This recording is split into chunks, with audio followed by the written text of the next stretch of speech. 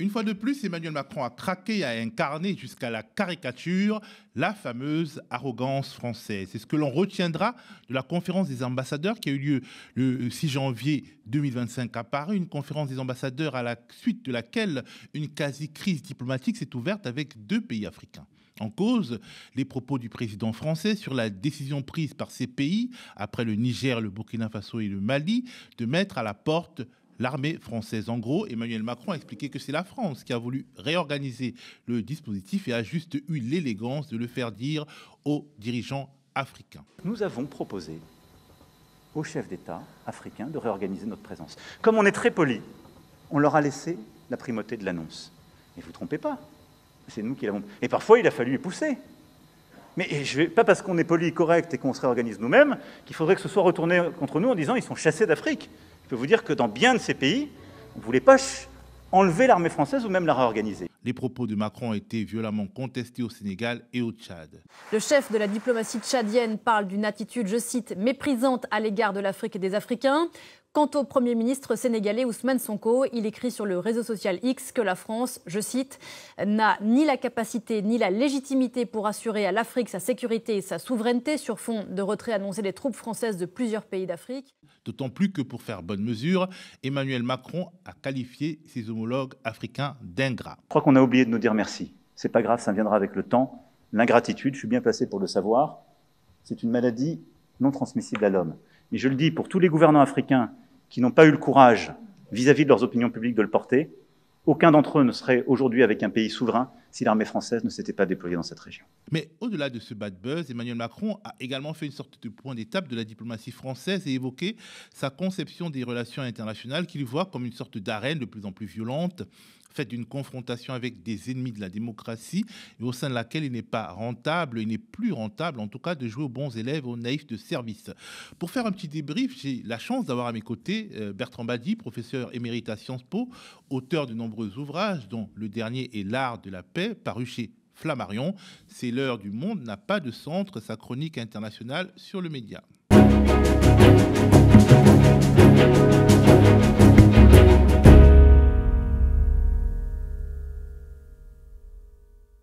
Bonjour Bertrand. Bonjour Théophile. Alors, un grand nombre d'analyses et d'annonces d'Emmanuel Macron lors de la dernière conférence des ambassadeurs ont été plus ou moins masquées par les polémiques occasionnées par ses propos sur les dirigeants africains. Et on a envie de dire business as usual, car le président français se lâche beaucoup sur les sujets internationaux et en particulier sur l'Afrique. Oui, alors le paradoxe, c'est qu'il se lâche beaucoup, mais il ne lâche rien. Je veux dire par là que ce que l'on attend chaque année du chef de l'État, c'est qu'il recadre la politique étrangère française. Pensons qu'il n'y a pas eu de politique étrangère française inventée et définie depuis le début de la Ve République. Le général de Gaulle a donné le ton de ce qui est apparu dans un premier temps comme la politique d'indépendance nationale, comme cette tentative de se distinguer dans un monde bipolaire, lequel n'existe plus. Ensuite, ce modèle a été pérennisé, à peine amendé. C'est ce qui a donné lieu au gaulo-mitterrandisme.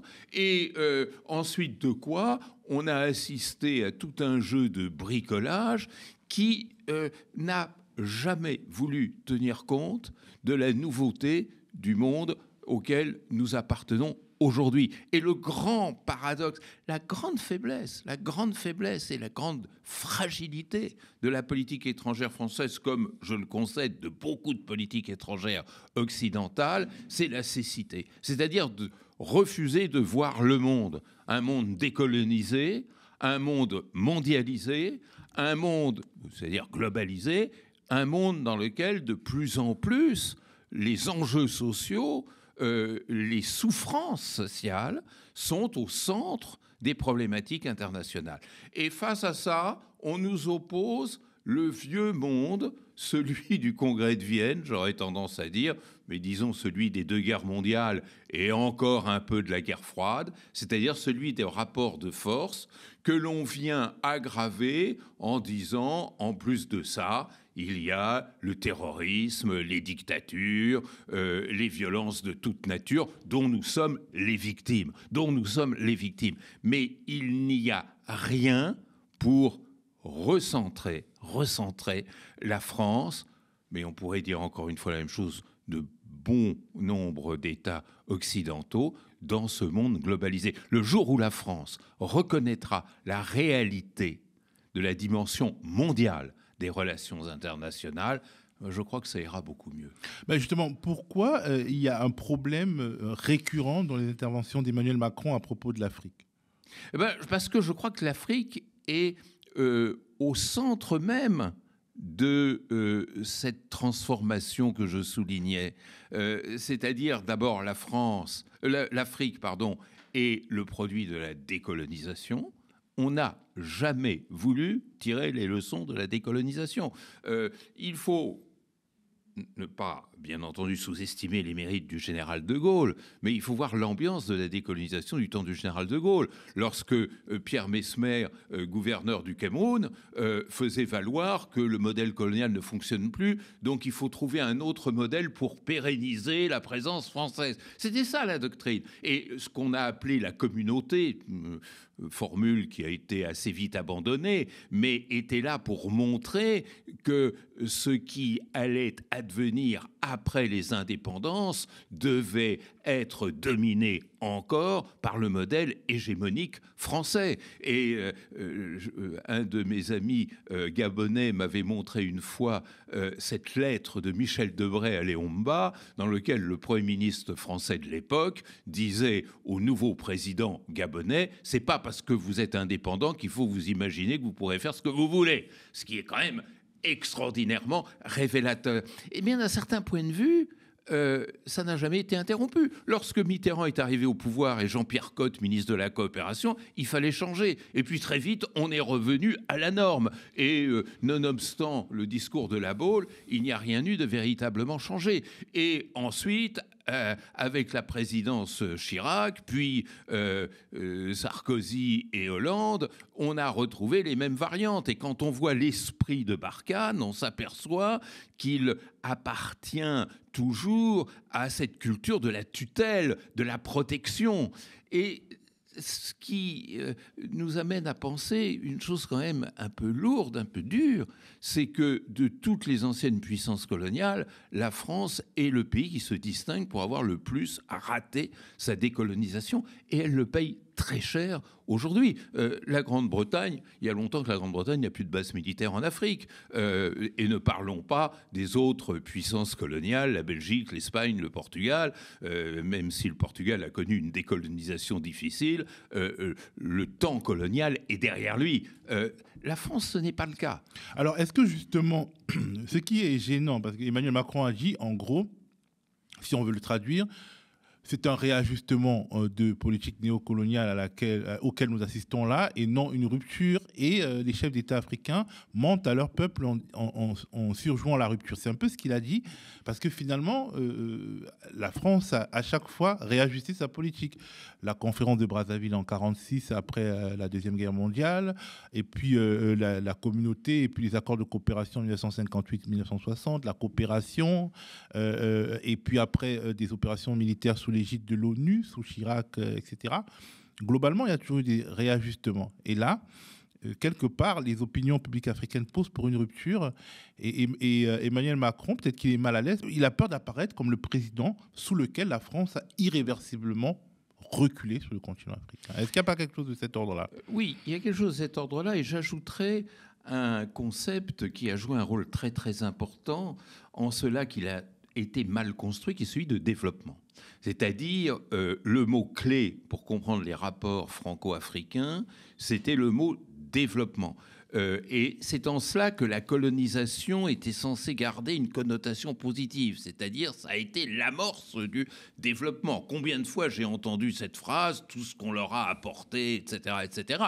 Mais rappelle-toi comment, à propos de l'Algérie, une fois, le même Macron avait dit « mais l'Algérie n'était pas une nation avant d'être colonisée par la France », ce qui quand même est assez étonnant. Et là, il dit les CP africains n'existeraient plus si la France était... Exactement. Et de même, rappelle-toi cet échange un peu dur avec le président congolais Tshisekedi, lorsque Macron avait ouvertement moqué le mode électoral africain en expliquant qu'il n'avait pas atteint le niveau de développement qui lui permettait d'accéder à la démocratie. Et Tshisekedi de lui répondre, alors quand il y a des fraudes aux États-Unis ou en France ou ailleurs, est-ce que c'est une affaire de sous-développement? Bon, il y a toujours cette constante qui consiste à dire nous sommes dans la verticalité et tant que vous ne serez pas par notre aide hissé à notre niveau,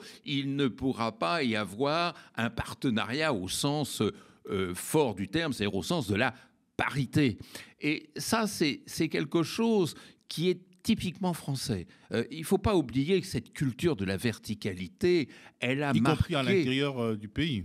Alors oui, mais ça c'est encore autre chose. Mais ce que je veux dire, c'est que la France, de tous les pays européens, puis ensuite euro-américains ou occidentaux, s'est toujours distinguée par cette obsession qui est que la raison universelle a été inventée au siècle des Lumières en France et que donc la France est une sorte de pays élu, élu par la raison, non pas par Dieu, mais par la raison. Avec R majuscule. Avec R majuscule, ce qui faisait dire à Jules Ferry que le rôle des races supérieures est d'éduquer les races inférieures, ce qui est quand même une phrase terrible qui a été contrée à l'époque par un Clémenceau, qui n'est pas pour autant un islamo-gauchiste avant la lettre, n'est-ce pas? Mais qui avait dit, mais attendez, on ne peut pas poser le problème en ces termes, mais il reste que c'est Jules Ferry qui avait gagné. Et non seulement Jules Ferry a initié le temps colonial, mais il a initier ce que l'on oublie, le temps de la verticalité, c'est-à-dire cette lecture sincère. Ces gens sont convaincus probablement que la France a quelque chose à apporter au monde, et en particulier à l'Afrique précarée, domaine réservé de la France, moyennant quoi Jules Ferry a fini au Panthéon. Et c'est effrayant de penser que cet homme fait partie des grands hommes glorifiés par la République aujourd'hui. Mais quand même, on a envie de dire un président ne devrait pas dire cela. C'est-à-dire qu'effectivement, il y a tout ce cadre avec tous ces présidents, mais Macron, et c'est quand même celui qui dit le plus grand nombre de choses qu'on ne devrait pas dire. On se souvient de ses propos sur la climatisation que devait réparer l'ancien président burkinabé. Il y a quelque chose peut-être aussi de générationnel. Peut-être que ceux d'avant, ayant conscience du fait colonial, camouflaient leurs arrière-pensées dominatrices, et que là, en fait, c'est open bar, on peut dire ce qu'on pense. Ou alors, puisqu'on est devenu faible, on se réalise par les énormités qu'on peut dire. Alors ça, c'est un aspect. Il y a un autre aspect quand même sur lequel je voudrais dire un mot, c'est que Macron n'a pas la médaille d'or dans le domaine, il a la médaille d'argent. La médaille d'or, c'est Trump, quand même. C'est-à-dire, Trump se permet de dire des choses que Macron n'a pas encore atteintes. Mais derrière cette comparaison entre ces deux personnages contemporains, il y a quelque chose qui m'interpelle, à savoir que de plus en plus, en politique et en relations internationales, qui était pourtant le dernier bastion qui est en train de disparaître. Des bonnes manières, on va dire. Oui, des bonnes manières. C'est d'ailleurs la diplomatie, c'est ça. C'est-à-dire, on peut avoir une politique étrangère agressive, mais la diplomatie ne doit pas l'être. Elle doit être respectueuse, protocolaire, etc. Mais derrière cela, il y a quelque chose qu'il faut suivre de très près, c'est que l'impuissance conduit à la rhétorique. Quand on ne peut pas faire, on dit et on parle. Et effectivement, cette inflation du verbe, et d'un verbe qui souvent fait mal, tient à l'incapacité, à l'impuissance. Moi, je vois un peu à rebours de ce que disent les commentaires les plus répandus, que cette espèce d'inflation rhétorique et insultante que l'on observe dans la bouche de M. Trump, c'est aussi l'expression de la nouvelle impuissance américaine. Il faut quand même voir, enfin je le répète à chacune de nos émissions, que les les États-Unis ont été battus dans toutes leurs guerres depuis 1945, sauf celle sous mandat des Nations Unies, bien entendu. Mais il faut voir l'humiliation d'un Anthony Blinken qui est allé 12 fois au Proche-Orient et qui n'a pas été une seule fois réellement écouté par quiconque. Donc on voit bien comment l'hégémonie, qui correspond à des siècles d'histoire des relations internationales, quelle fut l'hégémonie française, puis britannique, puis américaine, l'hégémonie est de plus en plus mise en échec. Quand on ne peut pas, qu'est-ce qu'on fait? On cause. Et on nous explique que Trump est un matamor, que Macron est une sorte d'hyper-volontariste de la scène internationale. Mais moi, j'aurais plutôt l'interprétation inverse. Ce verbe musclé est là pour masquer une impuissance croissante. Et les revers subis par Macron en Afrique depuis quelques années, et dont les derniers tableaux sont le Niger de juillet 2023 à l'an passé, mais aussi le revers sénégalais, le revers tchadien, peut-être maintenant le revers ivoirien, sans parler du Mali, du Burkina Faso, sans parler de l'Algérie aussi, ça fait quand même beaucoup. On n'a jamais Et ça fait vu... système, du coup, ça veut dire qu'il y a un problème dans la gestion Alors, de la ça fait postcolonialité. ça fait système intense, c'est-à-dire l'intensité de la crise n'a rien à voir avec les crises qu'on a pu connaître, parce qu'il y en a eu d'autres, depuis Sékou Touré jusqu'à aujourd'hui. Mais est-ce que véritablement le gouvernement du Verbe n'est pas la dernière planche de salut lorsque toute une politique s'écroule? Et c'est un peu la même chose dans les relations avec la Russie de Poutine, c'est un peu la même chose dans les relations avec les États-Unis, c'est même un peu la même chose et de plus en plus dans les relations intra-européennes, où les divisions sont de plus en plus accusées et où la seule façon de gérer ces divisions, ça va être la parlotte. Alors,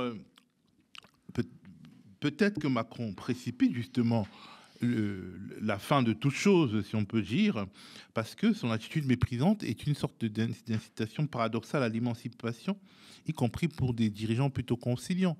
Les dirigeants ivoiriens étaient très mal à l'aise, ils ont dit qu'ils ne commenteraient pas, parce que d'une certaine manière, ils sont montrés du doigt, eux qui justement, sur la politique de baisse des effectifs français, ont joué un peu le jeu, en pleine année électorale, finalement, le point sur la table d'Alassane Ouattara disant qu'il y aurait plus de troupes françaises cette année, il est ridiculisé, d'autant plus qu'il a l'âge d'être le père d'Emmanuel Macron. Et à un moment donné, même ces gens se rebifferont. Oui, mais parce que, Théophile, je crois que nous sommes à la croisée de deux phénomènes, de deux paramètres extrêmement importants que la diplomatie française n'a jamais voulu regarder en face. Le premier paramètre, c'est celui de l'humiliation passée, c'est-à-dire la culture de l'humilier. Et effectivement, ce genre de propos, c'est tout ce qui va le plus mettre en relief cette humiliation passée et la réveiller. C'est en fait le propos que tenait le gouverneur colonial du temps de l'AEF et de l'AOF. Et puis il y a un deuxième élément, moi, qui est devenu tout à fait central dans mes travaux, dans mes recherches, qui est, il faut voir que notre monde actuel est dominé par une gigantesque bataille de sens. Pendant des siècles, les relations internationales, elles étaient monoculturelles. C'est-à-dire, quand il y avait des querelles entre monarques européens, ces gens étaient cousins entre eux, ils se comprenaient, ils parlaient la même langue, ils avaient la même religion, ils partageaient la même histoire. Donc, il n'y avait pas de bataille de sens. Ce que la décolonisation et cette mondialité, je ne dis pas mondialisation, cette mondialité ont pu produire, c'est justement une gigantesque bataille de sens. Parce que les histoires qui se confondent aujourd'hui dans un monde unique, elles sont extrêmement diversifiées. particulier. Et la compréhension que les uns et les autres ont des relations internationales sont extrêmement divergentes. Elles sont très différentes à Pékin, à N'Djamena, à Damas, à Washington ou à Moscou. Hein. Et donc, l'art de la... Alors moi, j'ai traité de ça dans l'art de la paix, mais on peut dire plus modestement l'art de la diplomatie, c'est l'effort de comprendre l'autre. Ça ne veut pas dire l'approuver, ça ne veut pas dire s'aligner sur lui, ça ne veut même pas dire l'excuser quand il fait des bêtises. Hein. Ça veut dire d'abord de le comprendre. L'histoire longue européenne n'a jamais favorisé l'éclosion de cet esprit de compréhension. Parce qu'il n'y avait rien à comprendre chez l'autre, il pensait comme moi, simplement il fallait débusquer sa stratégie et s'adapter un peu comme dans un jeu d'échecs, convenablement à la stratégie de l'adversaire. Mais maintenant, il s'agit de comprendre l'autre. Moi, je me rappelle, j'étais à N'Djamena le premier jour de la guerre russo-ukrainienne. Et j'ai vu que mes collègues tchadiens me donnaient un descriptif de cet événement que nous vivions communément, qui était tout à fait différent du mien, ou tout à fait différent de ce que l'on entendait dans les universités européennes. Il faut tenir compte du fait que l'autre ne perçoit pas les choses de la même façon que moi, même si ces choses sont objectivement identiques. Et il faut aussi continuer ce travail de découverte de l'autre en se demandant qu'est-ce que l'autre pense de moi et comment l'autre imagine que je le pense, que je le conçois. Il y a ce travail de modestie. Macron nous dit que la diplomatie française doit être exemplaire. Moi, je dis qu'il faudrait surtout qu'elle soit modeste. Modeste, c'est-à-dire accepter l'autre. De manière générale, Emmanuel Macron s'en est pris à ceux qui accuseraient la France de s'effondrer. Il a évoqué des investissements massifs dans le réseau des ambassades, mais aussi dans la diplomatie d'influence, la fameuse guerre informationnelle, et dans les budgets militaires. On écoute. Durant ces dernières années, nous avons aussi renforcé nos atouts, consenti des efforts importants de la nation pour renforcer notre présence diplomatique et militaire. Et je sais la volonté du Premier ministre de continuer celui-ci et de s'engager résolument dans cette voie. Investissement dans notre diplomatie. Moi, j'entends tous les pourfendeurs de la France qui sont en train de s'effacer, de s'effondrer. Que n'ont-ils, quand ils étaient aux affaires, défendu un budget au moins à la hauteur de celui que vous avez aujourd'hui? Nous ne sommes pas à un moment de décroissance des investissements dans le réseau diplomatique. Depuis 7 ans, nous avons investi dans la diplomatie, relevé le budget du ministère, du nombre des emplois, je l'évoquais l'année dernière, de nos contributions volontaires aux organisations internationales. Nous avons lancé un agenda de transformation pour adapter nos moyens aux défis du temps, avec un vrai changement des méthodes, un effort important en termes de communication, d'information, d'influence, absolument indispensable et qu'il faut poursuivre. Alors Emmanuel Macron n'a pas toujours eu les meilleures relations du monde avec les diplomates français. Pourquoi? Et est-ce qu'ils seront sensibles à ce plaidoyer en forme de bilan flatteur pour lui-même? D'abord, mets-toi à la place de personnes que l'on a supprimées. Macron passera dans l'histoire comme étant celui qui a supprimé le corps diplomatique. Bon, ça ne crée pas forcément de la sympathie au sein de ce corps, et on l'entend. Hein. Je suis, de par mon travail, souvent en contact avec des diplomates français qui sont exceptionnel de valeur. Hein. Moi, je suis très impressionné quand je vais notamment dans les pays dits difficiles, c'est-à-dire où il y a des conflits, où il y a des tensions, etc., de voir des diplomates d'une extraordinaire qualité, d'une extraordinaire lucidité, dont on ne lit même pas les télégrammes diplomatiques. Hein. Bon, je pourrais en dire des choses de ce point de vue-là. Donc, il y a déjà là un premier fossé qui s'est construit, et qui est d'ailleurs pas l'apanage de Macron tout seul, parce que Sarkozy méprisait les diplomates, ce qui est assez bizarre de la part d'un homme qui n'a pas une connaissance de l'international tellement développée. Et on pourrait ainsi continuer. Mais deuxièmement, il ne faut pas croire que la France, c'est vrai qu'elle a un réseau diplomatique qui est le 3e du monde, mais un budget pour alimenter ce réseau diplomatique qui est loin d'être remarquable. Il faut voir dans quel état sont les locaux des ambassades. Il faut voir combien... Il dit qu'il investit. Oui, mais c'est inexact. Le budget des affaires étrangères, alors je n'ai pas le chiffre en tête, il doit tourner autour de 1,5% du budget national, il est tout petit. Et par rapport à ce qu'est l'ambition de la France, de cette présence universelle, ces 160 ambassades, elles sont difficilement tenues. Moi, j'ai vu des ambassadeurs qui étaient leurs propres chauffeurs. Je ne citerai pas de poste, mais il m'est arrivé d'aller faire des conférences, avoir comme chauffeur l'ambassadeur lui-même, par exemple. Donc, on ne nous raconte pas d'histoire. Les moyens dont disposent les postes sont des moyens dérisoires, absolument dérisoires. Et les moyens qui sont mis à la disposition des postes pour gérer ce qui est la clé des relations internationales de demain, c'est-à-dire les modes modernes de communication internationale, ces moyens-là sont absolument dérisoires. Et tous les il dit qu'il investit dans la guerre informationnelle, dans l'information, dans la communication, et dans le militaire aussi. Oui, alors là, c'est un autre problème. C'est-à-dire, ne tombons pas dans la facilité qui consiste à dire il ne faut pas investir dans le militaire, etc., etc. Personne ne pense sérieusement à une chose pareille. En revanche, moi, ce que j'attends d'un président de la République française, mais je dirais d'un chef d'État du monde occidental, de cet ancien monde dit westphalien, c'est qu'il nous définisse ce qu'est la fonction nouvelle du militaire. Depuis la fin de la guerre froide, on a essayé de concevoir un autre type d'action militaire qui s'est traduit notamment par toutes ces interventions militaires nombreuses en Irak, en Afghanistan, en Somalie, ça c'est pour les États-Unis, dans le Sahel, ça c'est pour la France. Il ne faut pas oublier que la France est intervenue militairement plus de 50 fois en Afrique depuis les indépendances.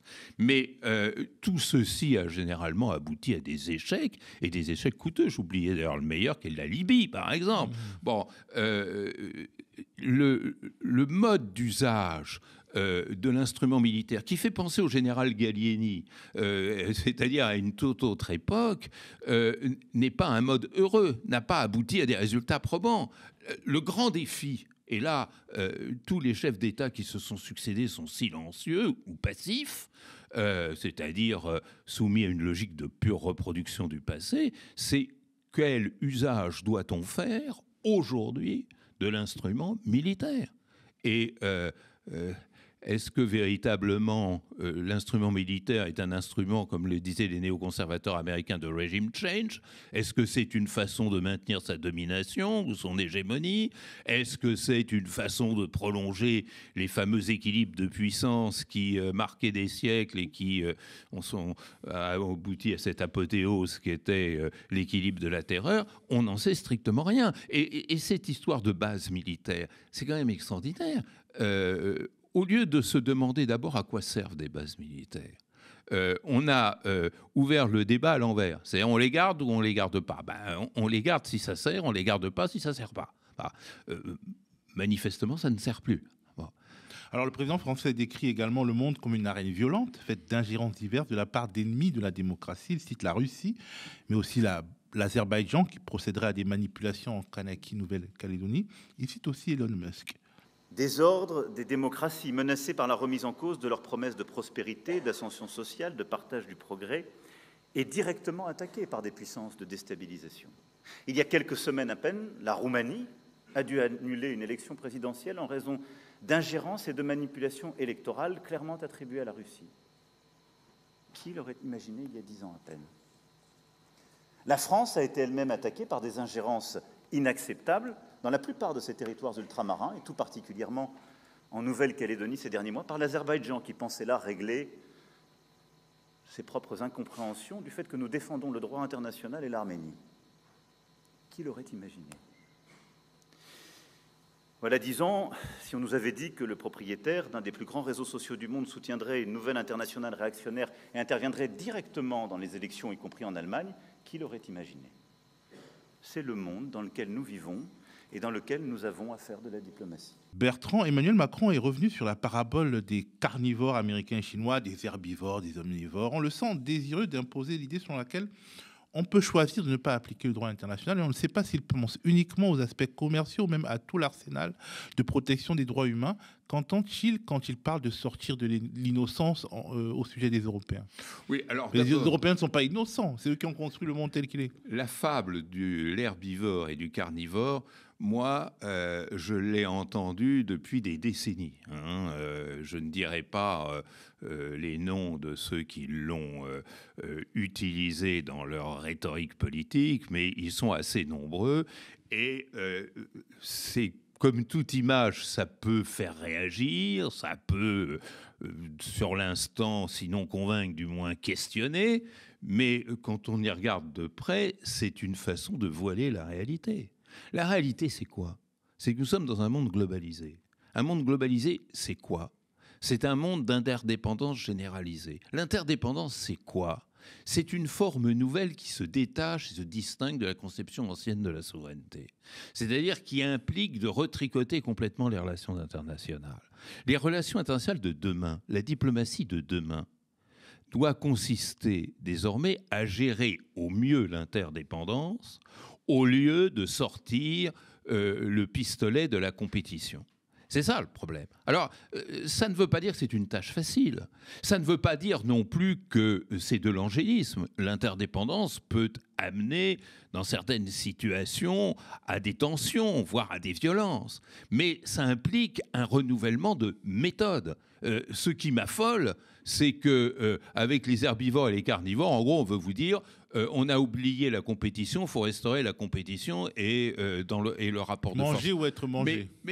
Mais Théophile, où la force, où la coercition, où la puissance a pu triompher depuis 1945? Où donc les États-Unis, la plus grande puissance militaire, 36% des dépenses militaires mondiales, ont été, je lisais tout à l'heure, battus presque toujours. L'URSS a été battu en Afghanistan et la Russie de Poutine est mise en échec en Ukraine. Monsieur Netanyahou tue, extermine des dizaines de milliers de Palestiniens, presque 20 000 enfants, femmes et enfants. Et où est la solution de ce conflit qui dure depuis 75 ans? Donc, de toute façon, ce n'est pas en remobilisant les carnivores qu'on réglera la situation. Ça, il faut bien le comprendre. Et moi, ce qui m'affole, ce qui m'ennuie, c'est que justement, ces vieilles métaphores sont ressorties de carton déjà un peu moisi, il faut bien le dire, uniquement pour se dispenser de ce travail de redéfinition. Il était une époque que moi, puisque je suis plus très jeune, j'ai vécu, qui est les années 80.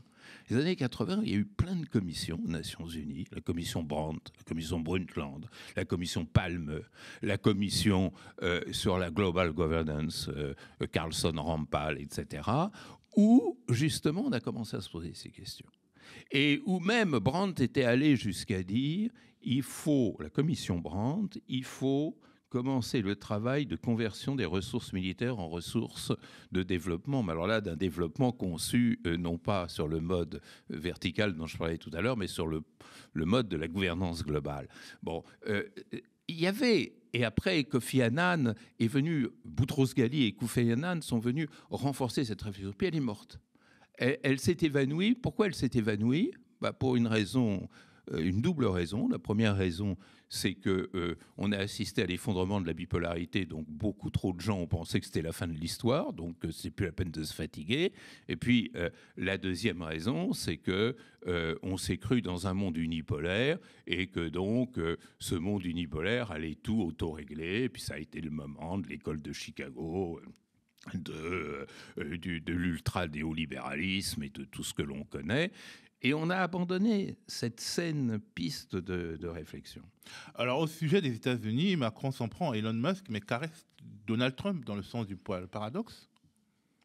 Oui, alors là, on touche à des choses extraordinairement compliquées. D'abord, moi, ce qui me frappe, alors là, pour le coup, me préoccupe vraiment, c'est la mollesse, l'inexistence d'une réaction européenne à ces agressions verbales effrayantes.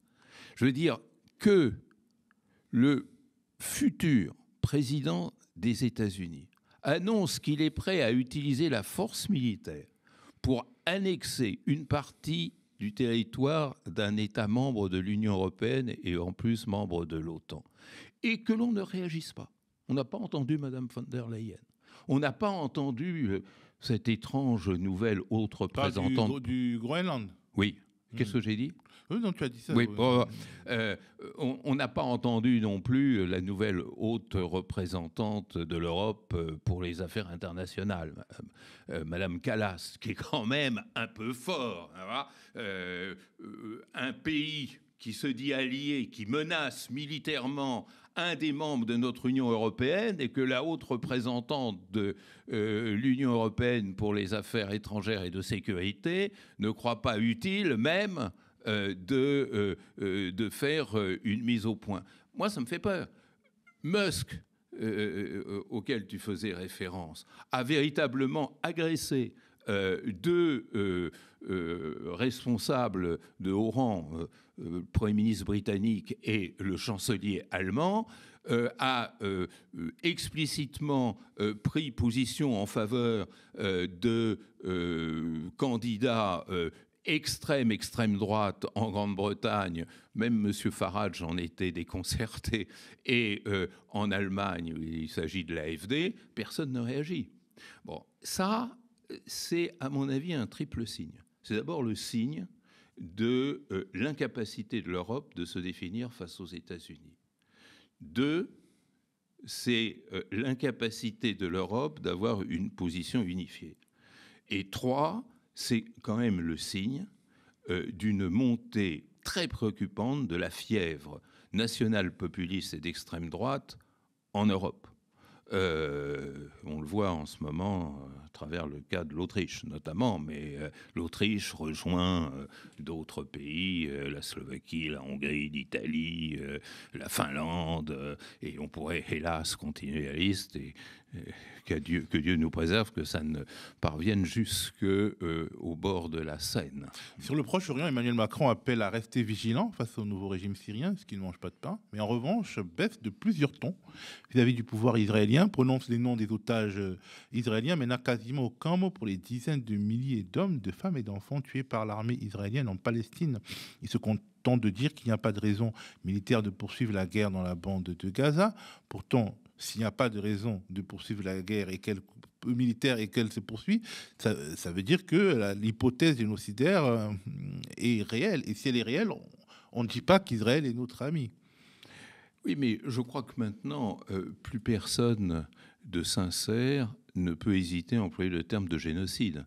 C'est-à-dire que la Cour internationale de justice, dans sa sagesse, avait parlé de risque génocidaire, mais on voit que ce risque, il est passé du potentiel au réel. Et je suis, comme toi, absolument sidéré de voir que ça se fait dans le plus complet des silences. Si la même chose s'était produite sur le sol israélien, on n'aurait pas réagi de la même manière. Si la même chose s'était produite en Europe, on n'aurait pas réagi de la même manière. Et on pourrait ainsi continuer cette chose qui, moi, personnellement, me heurte au plus profond de moi-même, puisqu'il n'y a qu'une seule loi. C'est qu'un humain vaut un autre humain. Et que cette façon de distinguer entre les victimes et de tuer toutes ces victimes une deuxième fois en les enrobant de cet anonymat violent. C'est violent, ça. C'est-à-dire que on voit sur les murs de Paris la photo des otages israéliens. Et on est tous de cœur pour souhaiter ardemment le retour de ces otages sains et saufs. Mais on ne verra jamais la photo des victimes palestiniennes, parce qu'on ne les connaît pas. Parce que la communauté internationale a frappé ces populations d'anonymat, ce qui est la pire des condamnations. C'est pire encore que de condamner à mort quelqu'un, que de le condamner à l'anonymat, parce que le condamner à l'anonymat, ça veut dire que son existence n'a pas de valeur, que son existence est démonétisée, si tu permets cette formule. Et ça, c'est extrêmement dangereux. C'est extrêmement dangereux parce que je pense que nous entrons dans un monde, et ça, c'est quelque chose de réconfortant, qui est un monde de plus en plus empathique, c'est-à-dire où il y a une empathie pour la souffrance sociale mondiale. Et l'opinion publique voit que cette chaîne de l'empathie, elle est cassée par les calculs politico-diplomatiques des États et des chancelleries, pas de toutes d'ailleurs. En Europe, on voit bien que l'Espagne, l'Irlande, la Slovénie, ou tout proche de nous, la Norvège, savent faire exception. Mais dans grande majorité, nous passons derrière Netanyahou. Lui a tué avec ses bombes, avec ses missiles. Nous tuons avec l'arme de l'anonymat. C'est terrible. Merci Bertrand. Nous voici arrivés à la fin de cet épisode du Monde n'a pas de centre, la chronique internationale de Bertrand Badi sur le média. Si vous avez apprécié cette émission et que vous souhaitez soutenir notre travail, nous vous encourageons à sauter le pas et à nous soutenir de manière pérenne via un abonnement de soutien ou un don mensualisé. Vous pouvez aussi devenir sociétaire de notre coopérative. Pour tout ça, allez sur lemediatv.fr/soutien. Merci d'être à nos côtés dans notre mission d'information. Restez connectés aux médias.